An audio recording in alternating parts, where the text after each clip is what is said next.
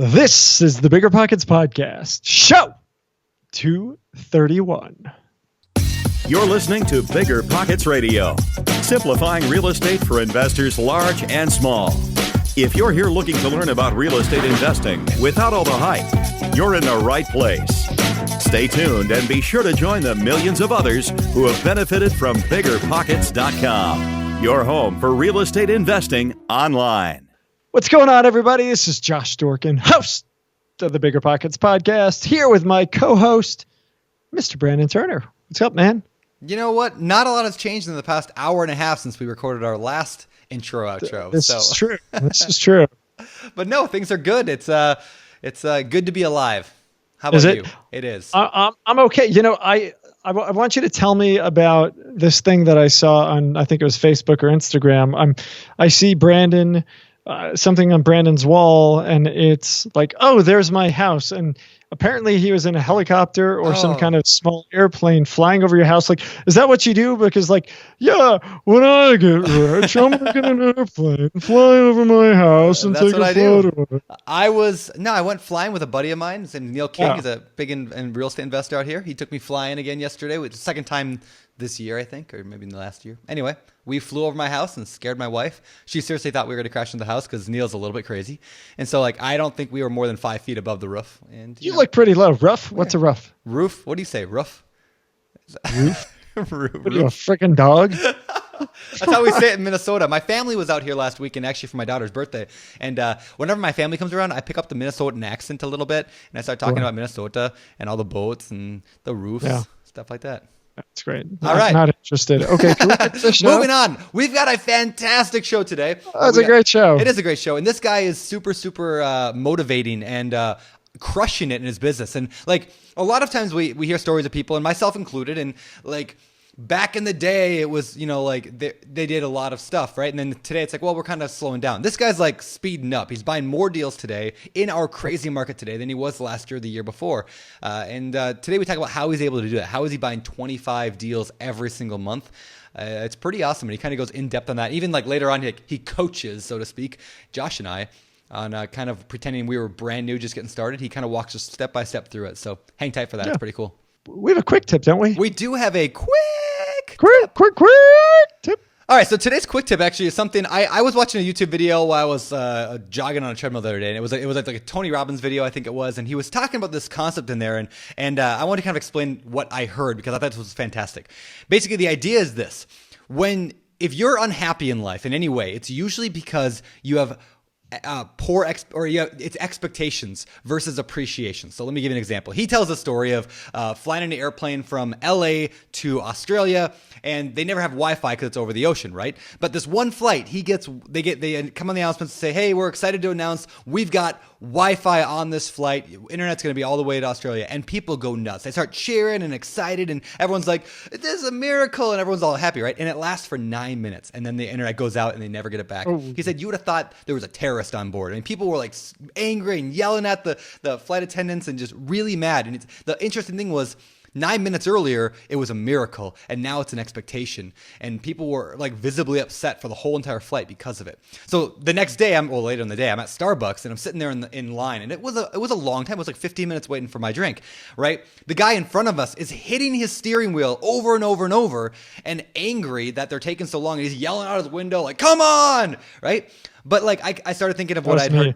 Well, that was probably you, right? But it's because he had this expectation, and it was like he deserved to have a 5-minute drink or less, right? So I started thinking of this Tony Robbins thing, and I was like, I'm in a they're gonna hand me my coffee in my window. Like I don't even have to make it myself or go anywhere. Like I was appreciative of it, and because of that, I was not upset about it. Anyway, so there's a little quick tip for you. That was a little longer than it meant to be, but.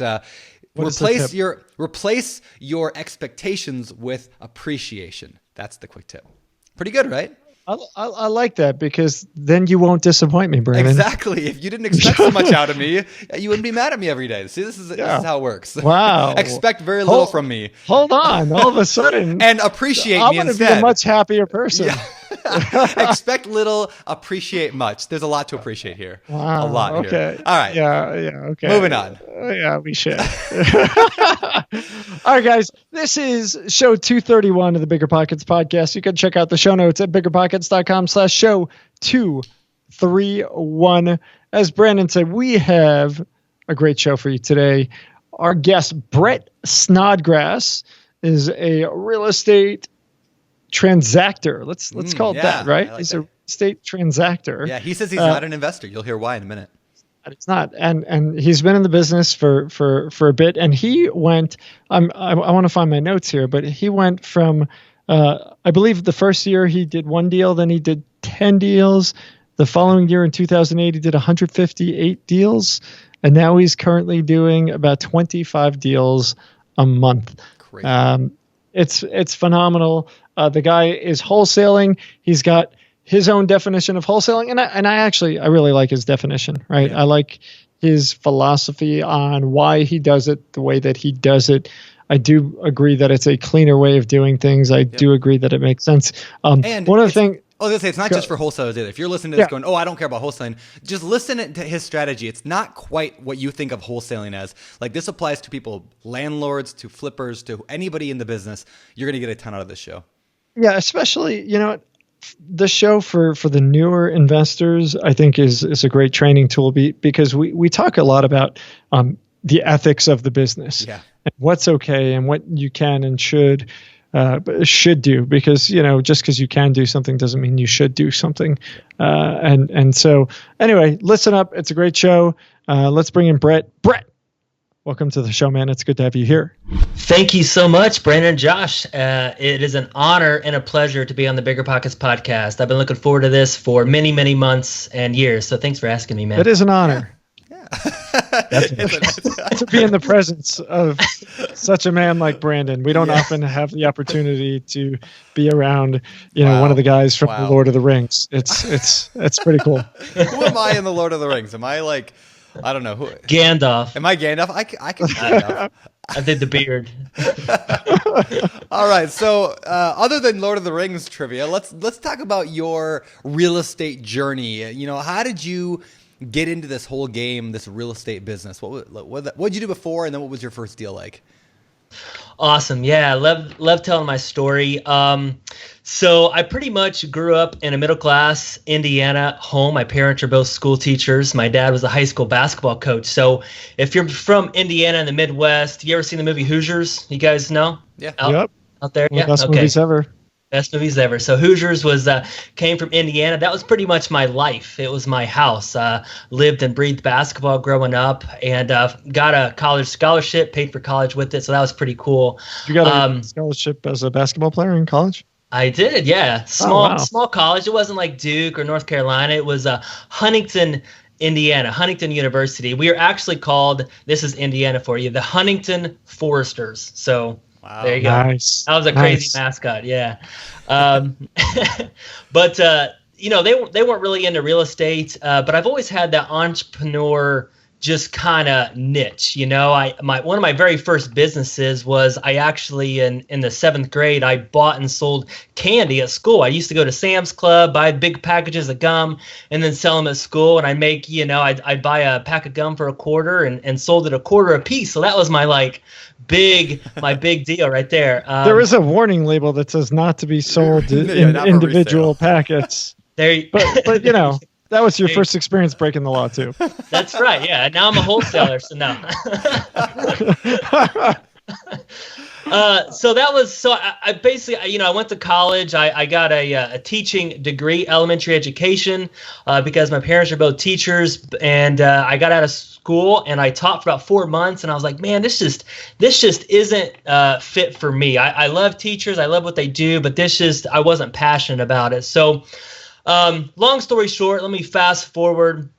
I started some other businesses just to kind of, again, breaking the law. I started buying and selling DVDs on eBay, right? So DVDs are really popular back in the 2000s. And I found this website where I bought these DVDs and I would sell them individually on eBay. Well, lo and behold, I had a private detective show up at my doorstep and serve me papers because the DVDs that I had bought and sold were bootleg DVDs. Oh. So that's when I was kind of at my rock bottom. I decided to move home with my parents. So I'm getting sued by Paramount Pictures. And I'm also, I was living a pretty crazy life. I found out I'm having a child out of wedlock. So I'm moving home. I'm having a child. And I am like, if you look up Loserville in the dictionary, like my picture is probably right there. So I'm 26 years old, and my dad introduced me to a land developer, and he bought these big pieces of land here in Indiana and developed them, and I worked for him off a commission. And I remember I was getting ready to do this big commission, $3,500, and I was like, man, that was like crazy money to me because Paramount Pictures felt sorry for me because I was only making about $10,000 a year as I was substitute teaching and doing all these things. So I was going to make $3,500, and that was awesome. So I made that commission, I made that money, and then I was back on eBay, and instead of looking at DVDs, I looked at real estate. Did you guys know that you could even buy real estate on eBay? No? I didn't either, but I found this. No, I didn't know that. Yeah, I found this house in Youngstown, Ohio, and it was for $9,000, and this is back at the end of 2007, so I could take you guys back there. $9,000 in Youngstown, Ohio, I could buy this house. And I bought it, and then my dad and I went in together because I had a little bit of money. I had $5,000, he had $5,000, and we didn't have any money to fix it up. So we decided, well, now what are we going to do? Let's market it and sell it. So we sold that house for $15,000, and that was my first deal. I made $6,000, and I asked myself, hey, if you could do this with one, could you do it with 100? And that's kind of where it started. So wow, that's crazy. Yeah. I'm just like taken aback. I'm trying to process. I'm trying to stay out of jail and get sued by people. So, Wow, that's a good goal to go through life. So you don't get sued. As long as I do that, I win.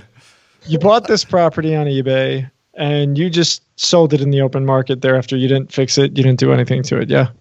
Yeah, because me and my dad, we only had $10,000 and the house costed $9,000. So we only had about $1,000. So I remember I drove 6 hours one way. I lived around Indianapolis at the time, 6 hours one way. I cleaned it up, took some pictures, and then I marketed online, some of the local, I think Craigslist and eBay. I remember that. I marketed on there and then sold it for $15,000. And that was my first deal. And we just kind of, didn't know what we were doing. Started reading a few books about it, and didn't even know it was called wholesaling, I guess, at the time. We called it, we bought a house and sold it because we didn't have any money to fix it up. That was pretty much what I knew. So nice. Wow. So what came next? You guys have this first successful venture in turning this house over, flipping it, wholesaling, whatever you want to call it. I'm sure you have a term for it. You got the bug, right? Now all of a sudden you're excited. How does that kind of grow from there? What happens next? Well, obviously, like I said, I was having a daughter, and I was like, I wanted to really provide for her, and so again, I got the bug. I read some books. I read Rich Dad Poor Dad. I read some of these real estate books, and like I said, I asked myself, if I could do this with this deal, could I do it with multiple deals? Could I do it in my own backyard? Like Indianapolis. Is there deals like that here in Indianapolis? And I researched it, and I found out that there was. And this is also a different time. This is back during the crash. So I didn't know that there was a crash because I didn't really know anything about real estate. I just knew that there was cheap properties out there, and I could buy them, discounted, and then I could sell them to other investors, from all over the nation, all over the world. So what happened next was I got a hold of a local real estate agent, and I said, here, I have an idea. I don't know if it's going to work, but there's a lot of bank-owned properties out there. I want to put in, I started off saying I want to put in about 200 offers a month. They're all going to be kind of lower than what they're asking, but maybe we'll get some. And that's pretty much what we did. So I worked with a local agent. And then in 2008, we went from, I think we did about 10 deals in 2007 2008, we hit a record year. We did about 158 wholesale deals in 2008, and that was mostly just from the MLS and the agent and bank-owned properties. So, Wow. How many was that in 2007? we did about 10, I think, in 2007. Like I said, they were just kind of one hit and miss, and I didn't really know what I was doing. And then in 2008 is when it really just went full-time, full bore. We did about 158 transactions, me and my dad together. Okay, that's insane. And so you're this guy who just made $6,000 on a deal, not knowing your head from your ass. And the next thing you do is say, "Oh, I want to do 200 offers a month on properties to the real estate agent." Like, it's fascinating. It's fascinating. So were you doing 200 offers a month in 2007, or how many offers a month were you doing back in 2007? No, we were I'm not sure in 2007. I don't even know exactly. I have to take myself back because I wasn't journaling. I wasn't jotting all this stuff down. I was just kind of winging it, just like I did through life, just like I did in everything, Yeah. But I was always jump all in, don't really think about it. I did that in the DVD business. Which you did, man. Yeah. Didn't end up so well. and that's just what I did in real estate. Yeah. And I was, people say, lucky, blessed, right place, right time. Obviously, it was a good time to buy discounted real estate, for me. People say, "Oh, I got killed in 2008." Well, I was very fortunate. I didn't get into the business until, that time, which really, worked out well for me. Well, you were buying from everyone who was getting killed. Yes. I was like, man, this is awesome. What I find interesting is that, yes, 2008 was a crazy good time to buy really cheap deals, 2009, 10, 11, 12. But you didn't stop. I mean, how many deals are you doing right now, a month? Quite a bit, right? Yeah. And so right now we're doing about 25 a month. Wow. Something like that. So what's cool about that though is that people are saying, yeah, you were lucky to, you were doing it in 2008, but now I'm in 2017. I can't do that here. And you're like, well, I'm actually, still crushing it right now. Right. So obviously we'll get to talking about how you do that, but I just a message out there to everyone listening. This isn't just because Brett was in 2008, he was buying all these properties. It seems like you had a system, you had a process that you were working through, and that's kind of what we want to drill you on today is how do you do this?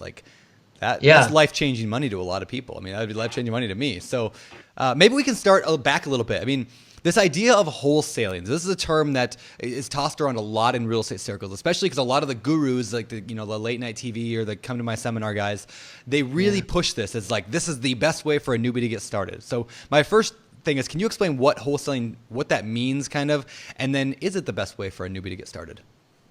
And before you answer that, sorry, there's various definitions of what wholesaling is too. Yes. So, I'd love to hear what is your version versus kind of what's out there?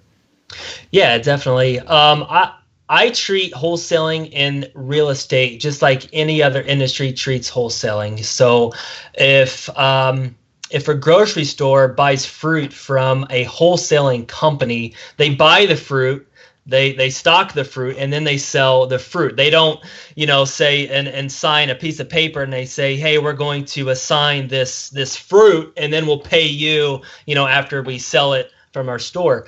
So that's what I do. That's how I got started. That's what I knew. Nobody taught me about assignments when I was doing that, $6,000 deal that I made. Nobody taught me anything about that. So I was just doing the only thing I knew. I bought the house, I closed the house, I sold the house to another investor. What you asked what wholesaling is, a lot of people teach assigning contracts. We don't necessarily do that in my business. I'm not saying that, if you're doing that it's totally, illegal. I'm not going to put anything out there like that. I know people that are very successful. I buy a lot of assignments. I have a lot of wholesalers that assign me contracts, and it's fine. I sign the assignment, I pay them their fee, and we go the other way because we close the deal. There's the double closings, which is kind of like what we do, but you're just closing the same day with your other investor. The reason why I do what I do is because it's less messy. When you're doing 20 deals a month, 25 deals a month, it's messy. And if I have to explain to every motivated seller that I talk to that, we're going to market your property and can you put a lockbox on it? And there's going to be people coming in and out of your house. And if I have to explain that 20 times every single month, it gets super messy. So I've decided, let's just take all that off the table. We have the resources to do that. I have the resources. Plus, we have a lot of private money that we use to buy it, just like fix and flippers. We use the private money to purchase our deals. And it just helps us sleep at night knowing, and if we go to a motivated seller and we say, hey, we're going to buy your property, that's exactly what we're going to do. There's no funny business. It's not like, oh, we're going to buy your property, but not really, we're really going to assign it, or we're going to do something over here, No, we're going to buy your property, and that's what we do. So, so in our words, everything. So that's why we do it, how we do it. We buy the property, we close it, and then we sell it. Now, really quick. Go ahead. Really quick. You mentioned the legality of it. There's a lot of debate about this. There's debate on BiggerPockets. There's debate in other circles. There's arguments whether who can actually wholesale. And it's all based on I was gonna say it's all based on, do you have to have a real estate license to do it? A lot of it's based on that idea of having a license. We're not here to argue that. We're not here to get into that at all. What you're doing, there's no debate on that, right? You're buying the property, you're closing on the property, and then you decide to sell it. The question on that is, what's the average amount of time between purchase and sale? Are you selling it the same day? Is it a week, a month? What's your kind of average? It really varies. But probably our average, I'm going to say, is around, I don't know it exact, but probably 30 days. By the time we buy it, close it, and then our next closing, if you take all the properties across the board, it probably averages 30 days. Some are like, a couple of days, but some are like 60 to 90 days. And we get caught with some dogs, because the typical wholesaler is, if they can't sell the property, what do? They back out of the deal, right? Yeah. Well, we don't do that, obviously if there's title issues or something like that, that's a different story. But, since we actually close on the deals and we do what we say we're going to do, sometimes we get caught, with stinky deals. We call them dogs with fleas, and we can't sell them. So, we just sold the property, I think, that we had for 6 months. But if you average it across the board, probably 30 days. Got it. So what about, first I'll go back to, do you think this is a good strategy for new investors? Why or why not? And then I want to ask you about the actual profit you make on these. Just kind of fast forward in my story. So we were doing great in wholesaling. Then the market cut and started to bounce back, right? So me and my dad, we were kind of partners, and we said, now what are we going to do? And I saw a bunch of HGTV shows, and I said, let's do this fix and flip thing. That sounds like fun. That's where all the money's made. So we started doing that. I was a full-time fix and flipper for 3 years. Fixed them up. We were doing maybe 30 a year, something like that, fix and flips. But I realized, man, that's a job. And I was terrible at managing the contractors, and I didn't know what I was doing with some of the rehab. And so about three years ago, I said, you know what? I'm going to go back into wholesaling. I'm going to do it. I'm going to do it big. I'm going to do it right. And that's when we came up with our company, Simple Wholesaling. And I think, just to answer your question, Brandon, I think it's a great strategy for new investors because I think it's simple. There's not a lot of moving parts. I always say that wholesaling is like the Flintstones car. It's like it can go fast, but it's just a simple vehicle. And fixing and flipping is kind of like a Ferrari. If you lose one part, one bolt pops off, you can crash and burn. And that's kind of what I did in fixing and flipping. There's just so many moving parts. That's why I chose wholesaling. Hey, Brett, what the distinction? There's a line between your definition of wholesaling here and flipping. The distinction that I see it is you're not doing any rehabs on these properties, correct? That is correct. Yeah. Now we'll do. If a property is completely trashed, I'll say we got a guy that goes around, he'll clean it all out. But that's pretty much it. Got it. And we'll get into how are you finding these deals later. I know we're going to end up asking that. So back to Brandon's question on whether or not it's a good strategy for new investors. So you do think it's good? I think it is. Yeah. Like I said, it's simple. I wouldn't recommend a new investor just going out and doing it on their own. People that come to me, I always ask, partner up with a mentor, partner up with somebody, shadow them, see what they do some partner deals with them, make half the profit or whatever they want to split it with you.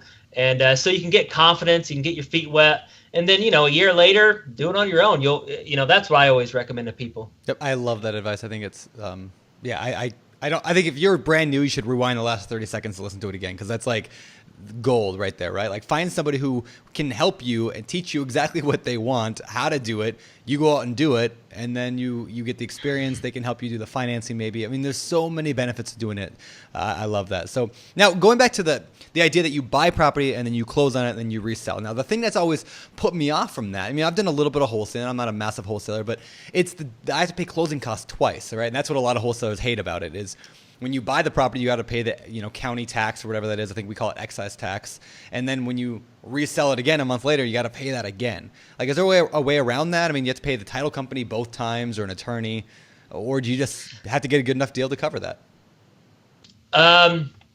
Yeah, obviously it's an issue, and we're working on some different things. When we sell the property, our investor pays all the closing costs. Okay. That's just in our contract. So we don't have to pay any of that. Now, when we buy it, we have to pay all closing costs. So yes, we do, closing costs here in Indiana on the deals that we buy, anywhere from $700 to $900. So that is an expense that we have to take under our wing. But again, if you're going to run a wholesaling business and I have to pay those fees, it's just any fee that, we normally have to pay in just running the business. But it's just an expense. So it's just something that we do, and that's how we do business, because again, it's just less messy, and I don't have to worry about the investor knowing what I'm making because he sees my assignment fee. I don't have to worry about the motivated seller getting upset because somebody else is showing up at their closing instead of one of our guys.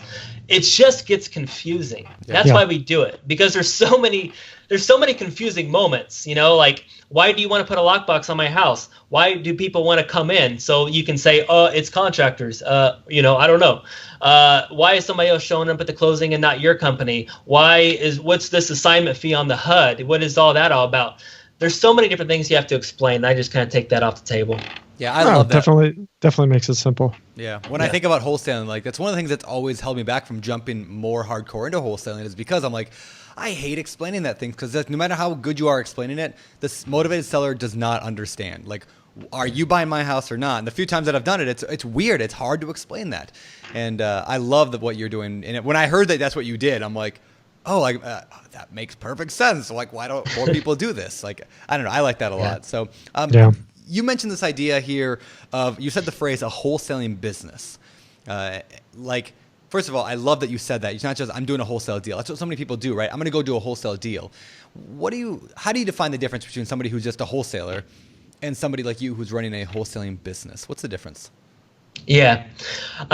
It's actually funny, because I read a lot of forums on BiggerPockets, and people say wholesalers are not investors, and people chime in, yeah, they are, or whatever. And I actually have to agree. I don't think wholesalers are investors.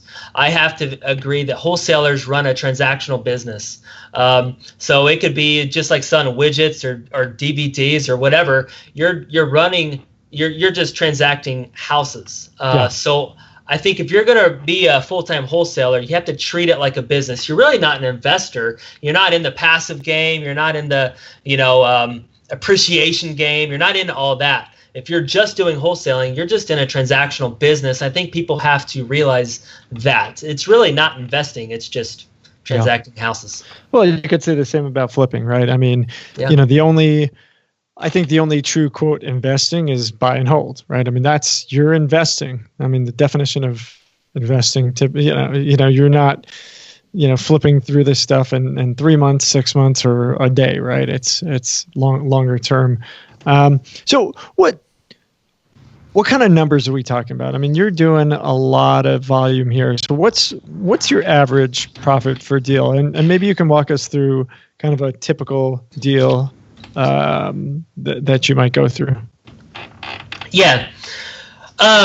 Our deals, our typical profit is not like some of your guys on the show. I'm part of a mastermind group, and these guys, they talk big numbers out in California or Arizona or some of these cities where they're making $20,000 a deal or $30,000 a deal.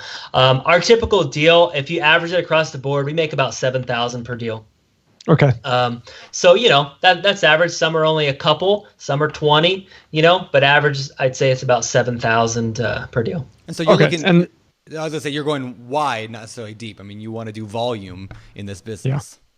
Yeah, pretty much. And we're starting to get more deals that are bigger numbers. We got a deal last month that'll probably be our biggest deal yet, and that's going to be maybe around 60,000, and that'll be one of our biggest deals that we've done. So back to the question. Give us an example of a deal, and especially for somebody who's new, walk us through timeline along with it. So this question is going to be a long, all-encompassing question. You're going to literally answer every follow-up question that we would probably have. So from finding your deals, how are you finding them? How are you going about closing on them? How are you going about, marketing and reselling these properties?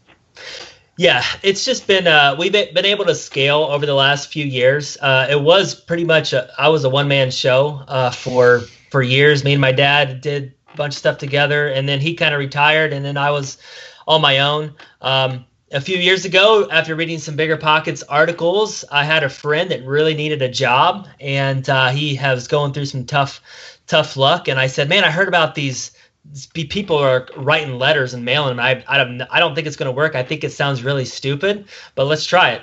So he started writing these yellow letters and mailing them out, and I paid him $0.25 a letter, and people started calling, and we started getting deals. I was like, man, this is crazy. I can't believe this is actually working.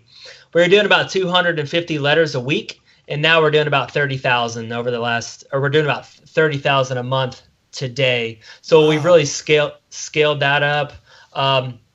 Nice. So we do a lot of direct mail. We have a PPC website, which is a pay-per-click website that we spend about $10,000 a month on. We have a company that has set that up. So if you type in, I need to sell my house fast in Indianapolis, we pop up and people fill out our form or they call us. So we have that. Those are two of our biggest lead generation websites. But what has started to beat everything in our business, just in the past 4 or 5 months, is building a reputation and buying deals from other wholesalers.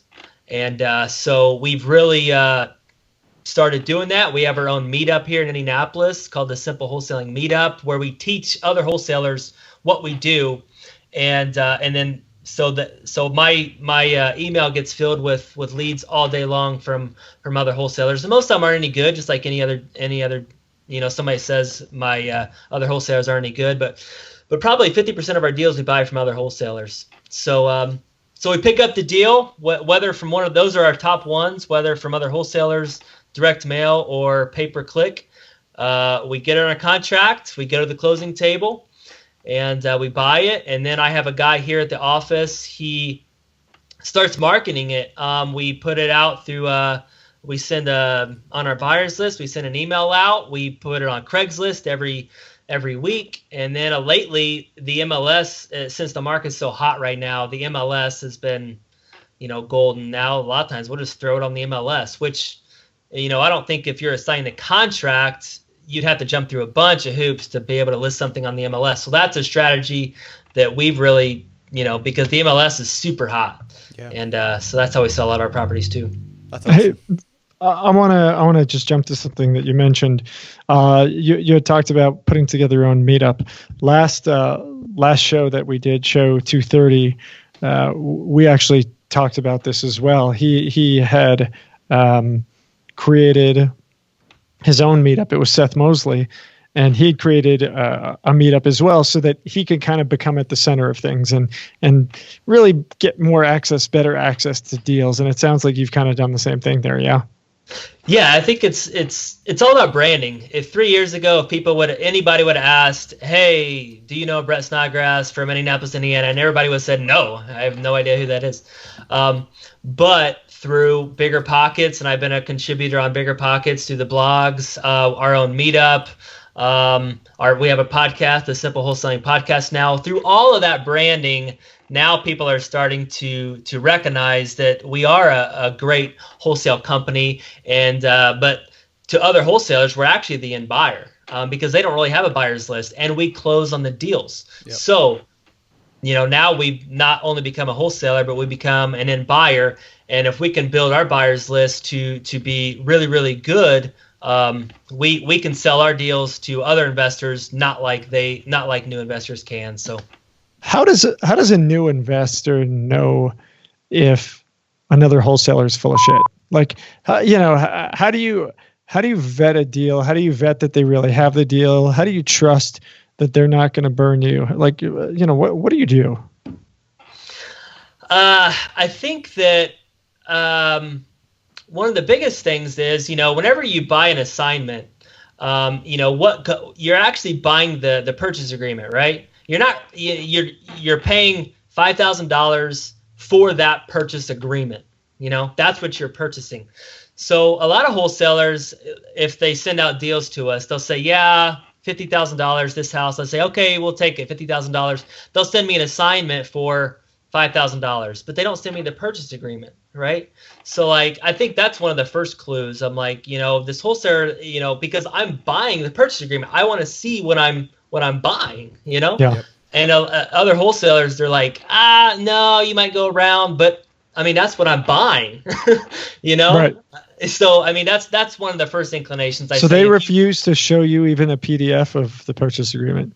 Yeah, maybe. Yeah, some of them. And I'm like, I don't know what's going on because I want to see, what I'm buying for this $5,000. Yeah, well, of course you do. So that's one thing. Obviously, wholesalers are pretty easy to spot out. If people are sending other people's deals and you see this deal in multiple different places, that's people try to sell our deals all the time, and it's kind of annoying. But that's just what other new wholesalers do. They take other people's deals, pretend like it's their own. They send them out, and when they get caught, they look kind of stupid. But so new people shouldn't do that. Yeah, I think that's pretty shady. Yeah, Slim Shady right there. Well, and I think it's a good point to raise, right? Like, a lot of people will recommend doing things, just do what you got to do to get it done. Mm-hmm. And what happens is you go and you do that, and very quickly, people who are in the know are going to smell the BS, right? And all of a sudden, you're going to create this reputation for yourself as somebody who's shady. Now, here's the problem, right? Because Brett, who does a lot of deals, runs into you, and you give him some BS, and now he knows you as shady number one, right? Well, in a year later, you realize, oh, you know what? There's another way of doing it, but you go back to Brett. Brett's like, dude, I don't trust you at all. I'm not going to work with you, even though you've totally changed, right? So, that's why we push so hard at BiggerPockets. Like, your reputation is everything, and you cannot do shady stuff in this business because it will stick to you. It will stick to you for a very long time, and you will not last in the business. You got to do things the right way. You cannot be shady. And yeah, if you're going to go be shady, go get into a different business. We don't want you. Yeah, I think it's like I said, wholesaling is just like any other business. So imagine a guy, he sets up, a car wash, and the cars start going through, but he doesn't clean off the top of the car or something like that. He just leaves dirt on it. Well, eventually, people find out, hey, man, this he's pretty dirty. He's pretty shady, like you said, Josh. And I think that's the same concept here in this business. Yeah. Right on. Wow. So can I go back a little bit? I want to dive a little deeper into direct mail marketing because I think it's a fascinating topic. And it's the way that a lot of successful investors are getting a lot of their deals still today. And it's just very scalable. So my questions, I guess, is, first of all, who are you mailing to? Are they just all absentee owners or who are you mailing to? And then what's your letter pretty much say? Or do you have what's your strategy maybe overall with direct mail? Yeah, we've done a lot of testing. Pretty much the best list that you can mail to, if you can find tax delinquent, absentee owners that are older than 50. I don't know. That's probably like super narrowed down, but that's the ultimate list. So tax delinquent lists, or absentee owners that are older than 50. It seems like most of the houses we buy are, older than 50. And then we typically, we're starting to try to get the list from the counties, like the tax delinquent list, but we use the same websites everybody uses, like ListSource. Agent Pro 24/7 is another one that you can get tax delinquent lists from. And our letter is pretty simple. I found out our best response rate is a invitation style envelope. So it looks like a wedding invitation. And they open it up, and it's pretty much just a postcard. It's just real simple that just says, "Hi, my name is Brett Snograss, and I want to buy your house at 123 Boulevard Street, and please call me, and we will buy it in 7 days." And it's pretty simple. Not a lot of wording, and that's pretty much what we do. And that's been our best response rate so far. Better than postcards, better than typed letters, anything. So that's what we pretty much do. Okay. And how much do you track your metrics? And I don't know if you know them offhand, but like when you send out 30,000 letters, or for simple math, let's go 10,000 letters you send out. How many phone calls does that generate? And out of them, I mean, how many deals does that end up working through that funnel? Yeah. I'm a pretty simple guy. I try to track them, but I'm still definitely working on it. But if we get a 2% response rate, so if 2 people call us out of 100 letters, that's pretty good. Okay. We're like dancing in the streets. Like, that is really good. So 2%, if you guys get 2 people to call you out of 100, that's awesome. Out of 30,000 letters, out of everybody that calls us, out of whatever the numbers are with that, if we can get, typically 10 deals a month through direct mail. Like I said, we do 25 deals a month, but, let's just say 10 are from direct mail, then the other free sources I've already said are from the other wholesalers, PPC, all that stuff. We're doing pretty good if we can get 10 a month out of 30,000. Okay. And if you can average, $7,000 a piece, that's $70,000 a month from that, and you spend what did you say it costs to send 30,000 letters? Typically it'll cost us around like 82 cents a piece, so whatever that is times 30,000. Okay, so maybe I don't know what it was, 20, 23, 25, somewhere in there. Okay, so yeah. If you guys get to know me, I mean, my business is simple. I've always jumped all in, don't really think about stuff. I like to track my stuff, but I'm not the best guy in that field. I'll tell you right now. So. That's okay. That's all right. What I like to point out here, something that I talk about on the BiggerPockets webinar every week. We do a live webinar every Wednesday, and I talk a lot about how the investors that are crushing it in this game all kind of have the same strategy. It's a giant funnel, right? Like you got to get a bunch of leads coming in. Out of all those leads that come in, you're going to analyze a bunch of them. Out of the ones you analyze, you're going to make an offer on a bunch of them. And of the ones you make an offer on, you're going to get a few accepted. At the end of the day, like, you have to get a lot of leads to filter down to the few that you want. And that's how you scale. So if you want more deals at the bottom of the funnel, get more leads at the top, and then just work that funnel. And you don't have to know every single metric perfectly. Just the fact that you know that if you send more direct mail, it's going to hopefully funnel out to more at the bottom. Yeah, and I think direct mail, obviously everybody probably says this, it's getting more competitive. Yep. I used to be able to send out 1,000 letters a month and get a few deals. I can't really do that much anymore. And that's another reason why we've been going more to other wholesalers, because now they're sending out direct mail. And I was like, you know what, this is getting competitive. So let's start joining them. And now their direct mail, even though their direct mail is super competitive, we're actually working their direct mail too, and it's free. Like, we don't have to pay anything for their deals. So that's the beauty of this business. Over a decade ago, scary when I started in the business, everybody's like, you can't work with competitors, all these other investors in your area, this BiggerPockets thing's never going to work because, everybody is after everybody else. And, what we've discovered is this: when we come together and we collaborate, we're actually all more successful. And that's exactly what you pointed out. Like, in your market, in your local area, if you start working with all the other local investors, all the wholesalers and everyone else, you guys are going to all rise up together. You're going to get the deals. They're going to make the money. They're going to hustle and get deals, turn them over to you and other people.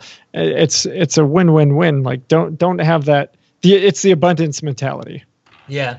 The other thing with other wholesalers too, I love it when I see emails from other wholesalers, and a typical email from a couple of them that I'll get will say something like, "Hey Brett, here's a deal. Here's my price. Here's the information. Here's the pictures. You get first shot." And I like that because he's given us first opportunity. Obviously, that's what that means. So, unless he's saying it to everyone. Yeah, it's true. Shady. But yeah, that's the shadiness of it. But sometimes I'll buy deals from other wholesalers that don't make a lot of money because the next one will make a lot of money, and I want to be first shot on there. So that's one thing that we try to. And I don't know if this is shady or not, but what it also does for a lot of new investors is it kind of quenches their hunger to go build a buyer's list, because we buy, and they go to us, and then they go to us, and then they go to us again and again and again, and they don't go out and get other buyers because we buy it. And so that's another thing that it just kind of all works together. Well, on buyer's list, I mean, that's what a lot of the gurus teach people is, like, before you get started, go find a buyer's list, make a giant buyer's list of all these people. And what you just said is that's not necessarily very necessary. If you're there, I don't know how I did that. Necessarily necessary. I like it. If they've got you and 5 or 6 other, let's say 10 people like you, you don't even need 10. You've got enough people to buy every deal you're ever going to come across. Yeah. And I think even we have end buyers that, most of our deals sell to, three companies. So everybody kind of has that, but we are that to a lot of new wholesalers. Yeah. I mean, at first it'll take you a while to figure out who those people are. Yeah. But at the end of the day, all that matters is getting a great deal. Somebody's going to buy that great deal if you've got it. Yeah, definitely. Yeah. Cool. So on that note, I mean, who is your typical buyer when you get a wholesale deal and you're going to go sell it, 30 days later or whatever? Who are you wholesaling to? Is it companies, individual people? It's definitely a mixture. I mean, our top buyers obviously are big investors. A couple of them are turnkey companies where they're going to fix it up. Indianapolis is a huge cash flow market, so we get a lot of people that come here that buy cash flow. So a lot of them the big ones are turnkey companies, but a lot of the flips that we get that are good for retail flips, they're just one-up people, or maybe somebody's going to buy 2 or 3. But the big ones are, the turnkey companies and most of those are like rental properties. Okay, cool. And then you mentioned earlier, you talked about how you started out doing a one-man show and you've scaled it up. So how many on your team right now? And then what is your role in the business now compared to everyone else? Yeah, it's pretty awesome. I was actually thinking about that. I went today. I went for a jog. I was pushing my 3-year-old son. We like to do that sometimes, like at 10:30 a.m. And I was like, man, this is pretty neat that I can do that, because that's not for the last 8-9 years. It hasn't been the case that I've been able to do something like that. But like I said, I hired my first guy 3 years ago. He was writing the letters for me. Since then, now we have a team of 7 people, including myself. And then I just hired 3 virtual assistants. So including the virtual assistants, we have 10 now. And I just hired them a few weeks ago. So yeah. Cool. Can you explain who all those people are? Like, I don't need their name and birthday, but what is their role at the company? What does everybody do? And then what do you use the VAs for? Yeah, definitely. So let's see. So I have my acquisitions team, which is a couple of guys, Tyler and Alex. Alex, he was answering all of the phone calls, all the initial phone calls from all the direct mail pieces that came in. And then he would send them to Tyler. Tyler's the guy who's been with me for about 2 years. He analyzed the deal. He doesn't have to ask me what to offer. He already knows that. So he's going to the appointments. He's locking up the deals. He's looking at the houses. So that's my acquisitions team. And then I have my closer, which is Gary. He goes to all the closings, does all the title company stuff, deals with all the closing stuff. And then I have my dispositions team, which is my sales. They're the ones talking to investors, cash buyers. That's Jaron and Asia. They are a husband and wife team. And Jaron, he's the one talking to all the cash buyers, getting them under contract. And Asia, she does our website, does our property presentations. We put together like a nice property presentation, pictures, comps, rent rates, whatever. She does all that, puts them on our website so people can check out all of our properties on our website. She also is the one who puts them on Craigslist and all that. And then I have Darius. Darius is our marketing Jedi, so he does more of our podcast, newsletter, stuff on that side of stuff. And then our 3 VAs are really just to help with, one of them does admin, and then one of them is going to work with Jaron and Asia on the disposition side, and then one of them is going to work on the acquisition side. So we just added one more person kind of to each team. Just as we're scaling, I noticed with Alex, with only 2 guys on acquisitions, we could only mail out 10 to 15,000 letters before their hair would catch on fire, Yep. So now we're just trying to do more. So that's why we had to hire more people. Perfect. That's cool. Yeah, and of course, Jaron, who works on your team, used to work with us at BiggerPockets. He was one of our people we've hired years ago. Yeah, years ago. Yeah, so that's kind of how I got to know Brandon. Brandon was actually our second guest on our Simple Wholesaling podcast. Thanks, Brandon. Oh, was I? Well, good. Wow. The best episode ever. Yeah, I'm sure. Yeah, so I think it got the lowest hits now. Six listeners. No, but Jaron is an absolutely awesome guy. I know you and I both love him a lot, and he's super. So, Jaron, if you're listening to us right now, you rock, buddy. All right. So, I don't know, man. There's so much we get. Here's what I'd like to do next. What I think would be fun is, because this is kind of like the show that I feel like for all the rest of the BiggerPockets podcast world or BiggerPockets world, when people say, what is wholesaling and how do I get started with it? I'm going to send them to this show. So I thought maybe it would be fun. Let's pretend I'm a brand new guy and I don't know what I'm doing, but I heard that wholesaling was a good idea. Can you, in the next 3 minutes, 5 minutes, coach me and Josh, who are, we're brothers and we want to do this wholesaling thing? We're brothers. Yeah, we're brothers. Good job. Can you explain, what do I do? I mean, Brett, I want to wholesale. I'm in your market. I want to go wholesale. What do I do? Help me out. Man, that's a good question. First, I would start off with, going the direct mail route, or really just, cold calling off of Craigslist or for sale by owners, because that's all free. Stuff there. So kind of get some of that stuff going. Bringing in some leads. Once you get the phone calls, really just a short conversation. I want to know three questions. What's the address of the house? What is the condition of the house to get it, in mint condition or really nice, move-in ready? And then what's your bottom line on the house? What's the price you need to walk away from the deal? And then I would use me. If you're brand new, I would use me to help you analyze the deals and come up with a number that's good for us on the deal. And then once you get the deal, lock it up. I'll walk you through the whole process, and then we'll split the deal. That's what I do with a lot of wholesalers. And then I think there was a guy on. I met him through BiggerPockets, Stephen Barton. He was a new wholesaler and he was just getting going. It's about 3 years ago.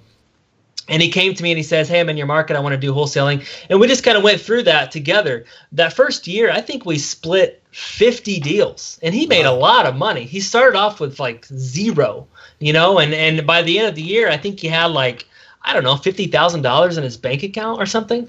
And we split all of our deals. Well, now he's going out doing on his own. That's why I always recommend get somebody you can do it with. I'll teach you, the basics, direct mail and all that stuff, how to talk to people. But then ask me to help you analyze the deals. We'll do the numbers together, and then maybe we'll split the deal. But if you do, 20 deals like that, build some confidence. Plus, you're using my money. I mean, they don't have any money in it. I pay for the deal. I buy the deal. I take it down, and then we split it. And I mean, I do that with a lot of wholesalers. So that's what I would kind of, walk you through. I don't know if that answered your question. Like I said, I'm probably the dumbest. This might not be the show to send people to, because I feel like I'm the dumbest wholesaler ever. So. No, this is awesome. This is really good advice. I feel like I'm learning a ton of stuff, and I've known wholesaling for years. But man, I feel like super fired up. I want to go build a big team, and I want to start wholesaling this area. Anyway, that happens a lot on this show. But the problem with wholesaling too, people always say it's just an active business, and it really is. But if you build a team that are doing the roles that you used to do, and you teach them and you train them, it can be a passive sort of business if you build the right team and put the right people in the right seats. And I'm trying to get there. I'm still in my business, 40 hours a week. There's a book, obviously people probably talked about, called Traction, and they talk about two people. They'd say the visionary, the integrator. I'm both right now. I'm trying to, probably the next year, I'm probably going to be looking for an integrator to run the daily operations of the business, but I still do that. Once I get that in place, I'll be able to go on cruises like you guys and Disney World and stuff. It's not that easy, but what's interesting is that the visionary and integrator. I've experienced this where I played both roles, and over time, I've shifted to become mostly the visionary with very little integratorness, if that is a word. Do you still work really in the business, like the? I have a great team of managers who are doing the day-to-day stuff, and it's a challenge. It's really, what's fascinating is I talk to CEOs all week. That's like my job, is to talk to other CEOs and learn from them and come up with one or two ideas a month to move the needle, right? And what I've learned is that visionary role is very conflicting for somebody who did both, because you're inclined to go and get into the business and do all this stuff, but you've also gone and hired people to do all that stuff. And so oftentimes what happens, and I know I experience it regularly, and I know almost any CEO that I talk to, let's say 10 to call it 50, 75 employees, we all talk about the same thing. It's like, oh, I'm trying to figure out what am I supposed to be doing every day? What is my role? And it's a real challenge. It's a real challenge. Like, because you want to do stuff. You always want to be valuable. You always want to be helpful. But oftentimes you have to kind of step back and get out of the way a little bit for other people to do it. So, and then you probably feel like eventually, like, is this even my company anymore? Like, am I still a part of it? I feel like an outsider, in my own business. So I think that happens a little bit. I think that happens a little bit for sure. So anyway, interesting stuff. Before we move on to the fire round, really quickly, what's next? Where are you going? You've now built this company, this transactional wholesale company, as you've dubbed it. What is the future for the company? What's your intention? I mean, it's deriving income for you. Are you looking to get into some buy and hold? Are you going to continue just focusing on the transactional? What's the goal here? I love this business, simple wholesaling. I love wholesaling, but it's definitely not, it's just a means to an end for me. It's not like I'm super passionate on my grave. I want, he was the CEO of a wholesaling business. That's definitely not it. It's a fuel. I always talk to my team. I love my team. It's like a family here. We have visionary meetings every week, and I try to inspire them. And for me, this is the money that we make is fuel for the fire. And right now, like, I have a passion, a burning inside of me. If you listen to our podcast or you check out our website, I'm definitely a man of faith, a man of God. And that's kind of my passion. So right now I'm building this thing, scaling it to build fuel for the fire. That's my passion, to build, a ministry of some sort. So that's kind of what it is for me. But I love building it, and I'm trying to, every day I try to think about, what can I do? What can I build? What process can I do, or system can I build to help me get one step more out of the business? And if I can save myself 5 hours a week on training somebody else to do what I'm doing, then that's awesome, and that's what I'm just trying to do every single day, so I can use the fuel to build the fire. So I heard right on. Well, maybe you and Brandon can become ministers together. Yeah, there we go. You guys would be the 7-foot ministers. There you go. I was gonna say, I just love the idea of the purpose inspired, I guess, like mission, in your business. Like, it's not just about making a bunch of money, right? Like, if it's just about money, most people will never get through the hard work that it takes to build up a real estate business, because it's hard work. But if you have some other reason behind it, some purpose that drives you forward, I don't know, I love that. And so, like, you've identified what that is for you, and I think that's fantastic. So keep that up. I think that's very cool. Yeah. One quote that I just wanted to share was by D.L. Moody. Somebody shared with me a few weeks ago, and it's really just hit me between the eyes. So his quote, D.L. Moody, who made Moody Bible Institute, said, "Our greatest fear should not be failure, but succeeding at something that doesn't matter." And that just really hit me. Like, I'm like, man, I don't want to succeed at something that doesn't impact anybody. Yeah. So I don't know. And I think wholesaling does, obviously, but so that's kind of, I just want to share that. That was one of the first Instagram quotes I ever shared on my Instagram back in the day. Yeah. Nice. Am I allowed to like that quote, Brandon? You are allowed to like that quote. Okay. I like it. All right. So let's shift gears here and head over to the world famous fire round. It's time for the fire round.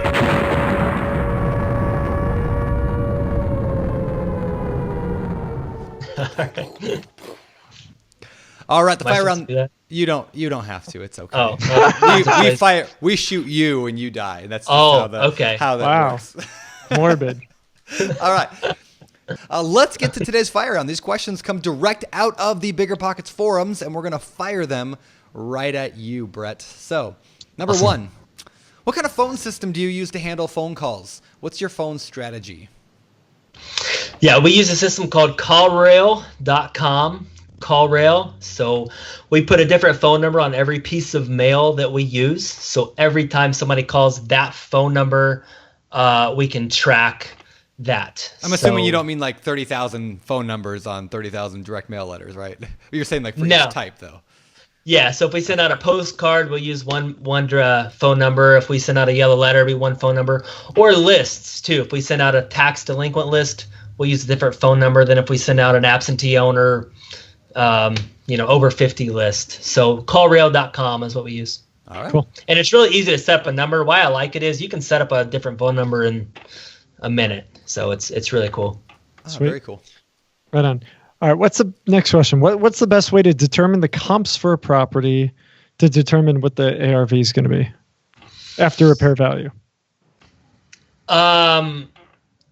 Obviously, I'm a real estate broker, so I use our local MLS. If you can use your local MLS, I always think that's the best. Do you have to get a real estate license in order to do that? I don't necessarily think you do. You can, here in Indiana, there's something called a non-licensed assistant, and we can have up to one non-licensed assistant use and have access to our MLS, so if your state has that, I think try to become a non-licensed assistant to a real estate broker in your area. So that's what we typically use for the comps. And then we just look at the area, and obviously, we look at sold houses in the last 6 months and find if there's 200,000 and it's similar to our house, then we use a $200,000 ARV. It's pretty simple, I think. Cool. I like it. All right, number 3. I'm just getting started with real estate wholesaling. What are the biggest wholesaling mistakes people make? I want to make sure to avoid them. Biggest wholesaling mistakes. I think that if you try to wholesale other people's deals, like I mentioned in the show, that's a huge mistake. Number one, like you can get in serious trouble if the other wholesaler doesn't know that you're trying to sell their deals. So that's a huge mistake. Let's see, other huge mistakes. Not getting a mentor, trying to do it all on your own, I think is a huge mistake. I did that kind of. I had one guy that I did some deals with, but he was kind of shady, so I got out from under him. But I think get a real estate mentor. Somebody's doing the business. That's another mistake people don't do. Just don't do it on your own. I think those are probably the two biggest. Cool. Good. All right, last question of the fire round. If I'm wholesaling I understand that I should be targeting motivated sellers and distressed properties.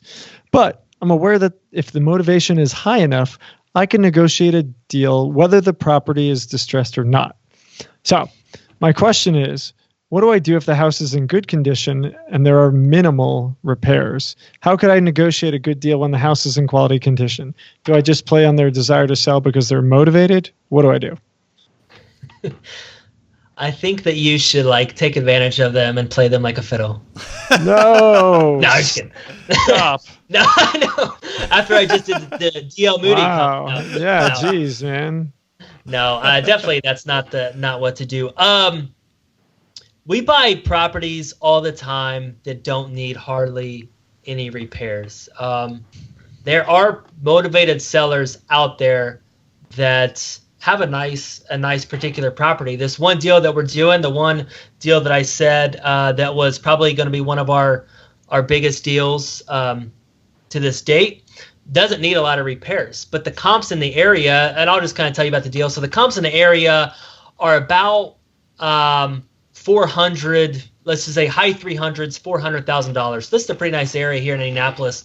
And the people that we talked to wanted $225,000. The property does need repairs, but it's probably, it's functional, but it needs, you could spruce it. Like I said, these $400,000 properties, they're really nice. This one is rental quality, I guess, right? So you could spruce it up with, let's say, 40 or 50,000, but that's just what they wanted. So, do you play off their motivation? I mean, I don't know if, I think a motivated seller is a motivated seller. Don't always think that it has to be a distressed property. If they're motivated and they'll take a good price for the property and that's what they want, I mean, we gave them exactly what they wanted for their property, and I can sleep at night because of that. So, cool. Good answer. Cool. All right. Well, before we get out of here, let's head over to the Famous Four. All right, these are the same 4 questions that we ask every guest every week here on the BiggerPockets podcast. So let's see what you got to say, Brett. Number 1, what is your favorite real estate book? Real estate book. Man, I'm thinking of all business books. I read a lot of business books because wholesaling is a business. It's transactional. But obviously the book that really changed us was obviously the book that everybody says was just Thinking Differently and the Rich Dad Poor Dad book. I would say probably is my favorite real estate book. Right, and then cool. I read both. I read a lot of business books because, like I said, wholesaling is a business. So what would be your pick for business book? Business book. Lately, obviously, I think that the book Traction, it's really just helped me scale the business and help put the right people in the right seats. And that's just helped me scale the business. But early on, which it totally changed my paradigm, my thinking, was The Millionaire Next Door by Thomas Stanley. And why I choose that book is, I don't know if you call that a business book or not, but it talks about America's wealthy. And it basically says that the millionaires are not the guys driving the brand new BMWs. They're the guys living in the cookie cutter house that's worth $200,000 next door to you. And you wouldn't even tell that they were actually a millionaire. And that changed mine because I drove the most expensive car that I have ever driven was when I was completely dead broke.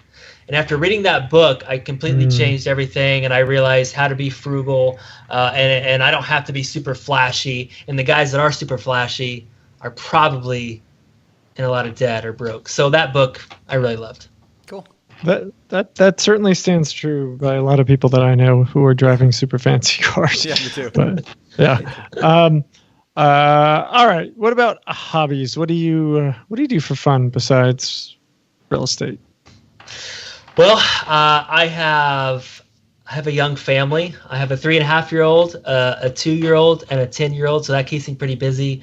I really like to go boating. So Indiana is not known for its lakes, but we have a lake. We're in a lake town here in Indiana, and I have an older boat, and we love to go boating and tubing and skiing, and I love to take my family out on that. So. Right on. Hey, Brandon, didn't Seth on the last show talk about skiing in Indiana? Was that where he talked about skiing? I think it was Indiana. It was Indiana. Is there there's skiing there? Yeah. A snow skiing? Yeah. Yeah, there is. Yeah, I used to live by skiing. You have to like make your own snow most of the year, but during the winters, yeah, there is skiing. All right, question number 4. Not like Denver. Yeah, not like Denver. Number 4, what do you believe sets apart successful real estate investors from those who give up, fail, or never get started? Yeah, obviously there's a lot of successful. I actually at my local meetup last week I talked about how early do people get up. I think successful people get up. They have a certain morning routine. I think that's very, very important. That's what I typically do. I typically get up at 5 a.m. And I think, most of the hours, the most I get done between 5 and like 7:30, it's just crazy how much I get done between that time. And then you guys had on your show the author of The One Thing, the book. Was it Gary Keller? Jay Papasan. Oh, Jay. Both of them. Okay. Well, they co-wrote it. They co-wrote it, yeah. Gotcha. Awesome. That's been a very influential book for me. That's why I was doing all these different things. I was doing fix and flip, wholesale, buy and sell, or buy and hold. I was doing some of that owner financing stuff. And then the last few years, I've really narrowed it down to one thing, and that's wholesaling. And that's just changed the game for me because now we are doing, 20 wholesale deals, 20 fix and flips, whatever. And now we can just focus on wholesaling. And this year, we'll probably do, a few hundred. So, I mean, that was a game changer for us. Focus and keep it simple. So cool. Awesome. Brett, before we let you go, man, where can people find out more about you? I know you got the podcast. How do they get there? You name it. Yeah. Check out our website. simplewholesaling.com is our website. We have blogs and our podcast is on there. If you are a real estate investor and you're interested in Indianapolis, we have another website, simplewholesaling.properties. And that is our property website where you can see all of our properties inventory. Either one of those is a great place to find me. Cool. And you're also active on BiggerPockets, yeah? I am, yeah. We're a blogger on BiggerPockets. Definitely, we have, I don't know how many forum posts we have, but we've been on there for a few years. We had a couple thousand. Yeah, so we're definitely really big awesome, on there as awesome. Well, thank you for that. Thank you for that. Really appreciate you coming on the show, Brett. Thanks so much. Good luck to you going forward. Congrats on your business and your growing family. And we'll see you around the community. All right. Thanks, Josh and Brandon. It was an honor. And hope I see you guys in person sometime if I get out west. You too. Take care. All right. All right, guys, that was Brett Snodgrass here on the BiggerPockets Podcast, show 231. Again, you can find the show notes at biggerpockets.com/show 231. What do you say, man? That was awesome. I love the integrity that he brings to the real estate business, and he's totally focused on running a solid, integrity-filled. Is that a word? Integrity-filled business. I don't know. Integrative? Yeah, I don't know. What is it? Integrity? Integrity-filled business. What's the word? Yeah, I don't know. Somebody let us know. Tweet versus Josh. the DVD business. Versus, yeah, that was not integrative. Integrative. Yeah, do not tweet Josh. Tweet Brandon, the actual word. At JR Beardy Dorkin. Brandon. I don't know what That's my Instagram. My Twitter is at Brandon at BP. I should change that to at Beardy Brandon. Beardy Brandon is so catchy, right? And so it makes you sound so handsome and well, beardy. Yeah, you need it to sound handsome because you certainly are handsome. But my mom thinks I'm pretty darn handsome. Come on. Well, she is your mom. She is my mom. That's not. Awesome. I'm not dogging your mom. Your mom's great. But it's wait, are you insulting my? No. You all heard it here on the BiggerPockets Podcast. Josh making fun of my mom. Your mom's gotta love you. Like with all your flaws, she has to love you. With all my flaws. Well, you know what, Josh? I appreciate you. To go back to today's quick tip, I appreciate you. I expect very little, but I appreciate you a lot. Thank you. That means very little to me. It was a good show. I mean, a lot of cool stuff, and definitely a lot of fun as always. Yeah. Well, let's get out of here. Yeah. I'm done. I've had enough of you today. Take us out of here, man. Oh, really? You're gonna let me? Well, I appreciate you. Wow, so nice. Because my expectations are so low. All right, for the BiggerPockets Podcast, this is Josh Dorkin and Brandon Turner. Signing off. You're listening to BiggerPockets Radio, simplifying real estate for investors large and small. If you're here looking to learn about real estate investing without all the hype, you're in the right place. Be sure to join the millions of others who have benefited from BiggerPockets.com, your home for real estate investing online. It's time for the Random 5. All right, for the last segment of the show here, this little hidden featured section, this is the Random 5 and now Random 6. We decided to add one more question to it, so now we're the Random 6. The Random 6, and we'll get some cool music for that. But these are just random questions. Okay. I like random. Good. I'm always random, so let's do it. Good. All right. Number 1. Did you go to... I already know the answer. I'm not going to ask one. Did you have any pets as a child? If so, what were they? I did. I had a dog named Chubby. Chubby. Yeah, dog named Chubby. I don't know why we named him Chubby. He always had a complex because his name was Chubby, and I thought he was always fat. But yeah. Nice. All right. Next question. That was my nickname in life also. All right. Still is. What? No, I'm just kidding. All right. What do you consider to be the worst possible topping to put on a pizza? Oh, man. The worst topping. Let's see. I would have to say, I'm not a big anchovy person, so I'd have to say anchovy. I don't think fish and pizza go together. So, yes, yeah, I think that. Good call. That's nasty. If you could hike anywhere in the world, where would it be? Hike. Definitely, I'd probably pick Denver, or Colorado, obviously. So, hike the mountains. Yeah, I'd love to take. I haven't been out west much, actually. I've just been born and raised Midwest, but I'd love to go out there and take my wife, take my kids, and do some hiking out west in Colorado. Sweet. One of our guys, Craig, just got back this weekend. He did his first 14er. Of course, this time of year, especially with the amount of rain and snow we've been getting, there's he said there's feet of snow at the top of this peak that he went on. Oh, wow. So he was wholly unprepared. But I actually was out in Denver. I went to a conference a few months ago, and it was pretty neat. That's the first time I've ever been in Denver, but definitely a cool place. Remind me kind of Indy as far as the downtown area. It was really cool. Yeah, it's cool, and it's definitely not like Indy at all because we're not a bunch of a-holes. But is it so much cooler? No, not that everyone in Indy is an a-hole, just the guy who threw the can at me back in the day. Have I ever told this story on the show? A long time ago, I think you did a long time ago, but I don't remember it. I was driving to college in my beat-up car with no air conditioning and had the windows open, and I don't know, something happened. I got vapor lock in my car on I think it was I-80 that drives through Indy. Is it I-80 that goes through Indianapolis? No. we got 65 and Highway 70. Oh, it was 70. Okay, so 70, okay. Highway 70.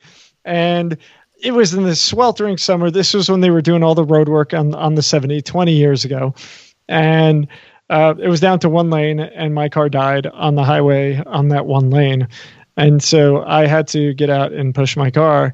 And of course, not a soul stopped to help this person out. So I'm there pushing my car, steering my car on the one lane. Nobody's assisting me. I get over, drenched, absolutely drenched in sweat. It's 95 degrees and 10,000% humidity. And I'm just there. I can't even go in the car. It's too hot. I'm sweltering on the side of the highway there. And this, I don't know if it was a pickup or an RV or what it was, but some guys are driving by. They're like, "Hey man, you look thirsty." I'm like, "Yeah, I'm dying." Here, they take a can of soda and chuck it at me, start laughing and drive off. This was my experience with Indianapolis. That's how Hoosiers roll. I'm just kidding. And that's why I hate Indiana. No, I'm just Wow. All right, we're going back on topic here. Wait, is it my turn? Yeah, it's my turn. Okay, when do you feel impatient, not counting the time that you were in your car behind me on I-70 laughing and watching me suffer? When do I feel impatient? Oh, man, definitely. Yesterday, my wife and I were driving 2 hours in our minivan because we have 3 kids, like I said. Man limo. Yeah, and my 2-year-old always copies my 3.5-year-old. So they decided for the entire 2 hours to say "mommy" and "daddy" consecutively for about 2 hours. Wow. Mommy and daddy for about 2 hours. So that was pretty. I got a little impatient with that. So but if you have kids, you just have to learn how to block out the noise. But that was a ride. So when my kids decide to scream for like 2 hours, that's probably when I get impatient. That's funny because every time my little girl says "mommy" or "daddy," I like cry because I'm like, ah, she just said my name. You know, it was cute for the first 15 minutes, and then I think that goes away a little bit, Brandon, when they get to be like 2 and 3, and you're like, oh yeah, you're doing this just to be annoying. Yeah. But I'll tell you a quick story. We've actually labeled we're actually gonna maybe brand this so nobody steal this. But my son, my 2-year-old, he just celebrated his 2nd birthday, and for some reason, he's a baby beater. So we were going to put him like one of those white tank tops because whenever he sees a baby, he goes up and he's really nice and he pats it on the head. But then he, decides to smack the baby. And I don't know, he's literally a baby beater. So, rocking the wife beater. Wow. Yeah. So he has an issue. We're going to send him to like our support groups here soon. Jeez. All right. Wow. All right. Number 5. What would you do? Actually, I'm going to go with this one. Has a self-help book ever helped you? And if so, what was it? And I know we already talked about the one thing in which I poured ad, but. Self-help book. Yeah, I just read a book I would really recommend called Time Management for Entrepreneurs by Dan Kennedy. I have and because if you're an entrepreneur, you definitely should read that. I haven't had time. Yeah. It was an awesome book because what happens to entrepreneurs, they get sucked into their day-to-days, and I always get sucked into my emails, right? So if you guys have you ever had those days where like you can't get out of your email because as soon as you answer 2 of them, you have 10 more that pile on, and sometimes that's me. So it's a really great book. It's definitely helped me. Now I check my email a couple times a day, and one thing it's really helped me with is just helps me. What as a father, as a relationship guy, I want to always be in the moment. And if you're totally sucked into whatever you're doing in the business, you can't ever be in the moment. And that's been a goal for me is with my kids or whatever is just to always be in the moment and not be thinking about some stupid thing. So great advice. So leave the cell phone on the counter and be there with your kids. Yep. Last question of the random 6. Can you juggle? I can juggle for probably, I'd say I'm a good 45-second juggler. Yeah. Of 17 balls? No, I can do 3. If you toss another one in there, I'm going to drop them right away. So that's pretty good. It's pretty good. Not bad. Yeah. I can juggle 1 for like a long time. Just like one ball, just toss it up. Really? I'm really good at that. Yeah, actually. That's awesome. You should go professional into that. I might. The 1-ball juggler. You should go to the circus. I don't know if I want to be known as the 1-ball juggler. All right, we're getting out of here. All right, guys. We'll see you. All right.